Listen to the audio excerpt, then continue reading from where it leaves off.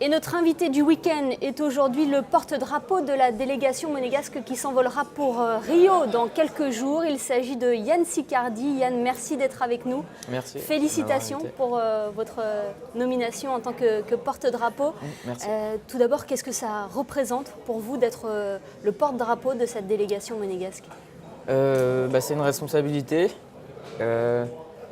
Quand on va à l'autre bout du monde, avec sur le kimono le drapeau du pays, et qu'en plus on va le porter au milieu d'un stade de 80 000 personnes et que la planète entière va regarder, c'est pas le moment de prendre un croche-patte et de faire une bourde, quoi. Et voilà, et au-delà de ça, c'est ce que je disais dans la vidéo de présentation. Quand on concourt avec le drapeau du pays sur le kimono ou sur le dossard, etc., les spectateurs associent ton attitude à celle du pays, en fait. Et c'est un peu bébête, mais c'est comme ça. Et du coup, tout acte, qu'il soit positif ou négatif, rejaillit en fait sur les gens qui vivent à Monaco. Donc voilà, c'est une représentation difficile pas difficile à porter, mais à assumer, ouais. C'est une responsabilité, voilà. Les Jeux Olympiques, vous connaissez déjà à Pékin en 2008, puis à Londres en 2012. Que gardez-vous comme souvenir de ces deux Olympiades ?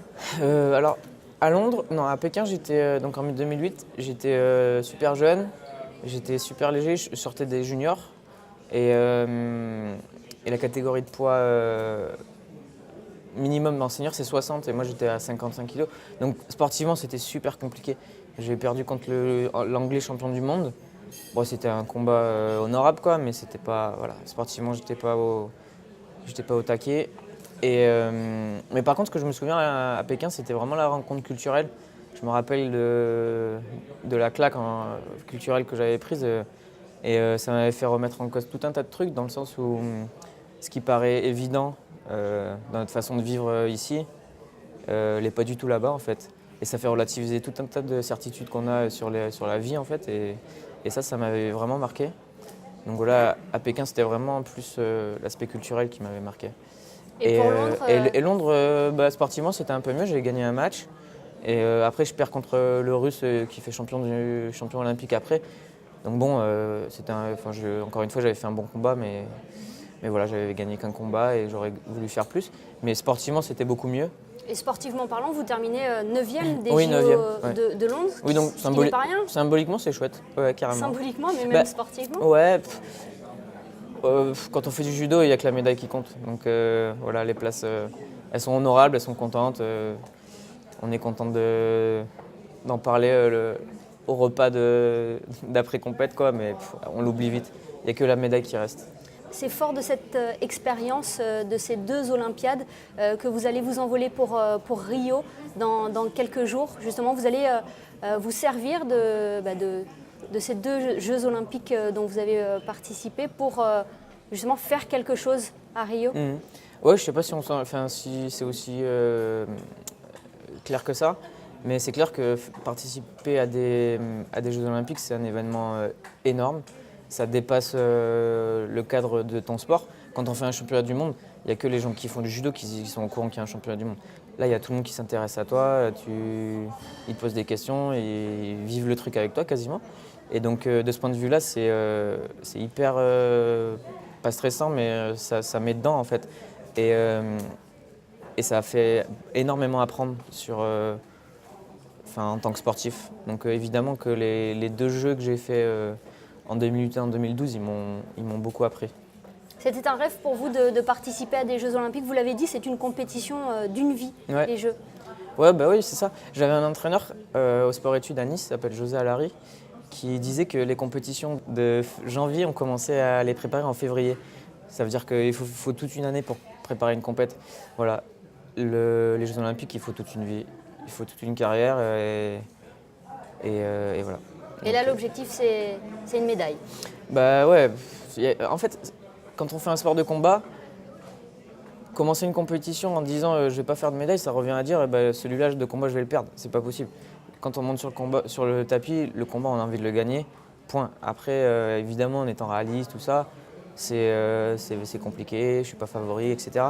Mais je vais me lever le matin de la compète en voulant être champion olympique. Et on verra ce qui se passe. Comme je disais dans la vidéo de notre présentation, avoir des rêves réalistes, ça revient à pas avoir de rêves. Donc voilà, moi j'ai des rêves irréalistes. Quel est le programme pour les prochains jours avant votre envol pour Rio? Là, je remonte à Paris dimanche pour m'entraîner avec les copains de Paris, quoi. Et je resterai encore 3-4 jours.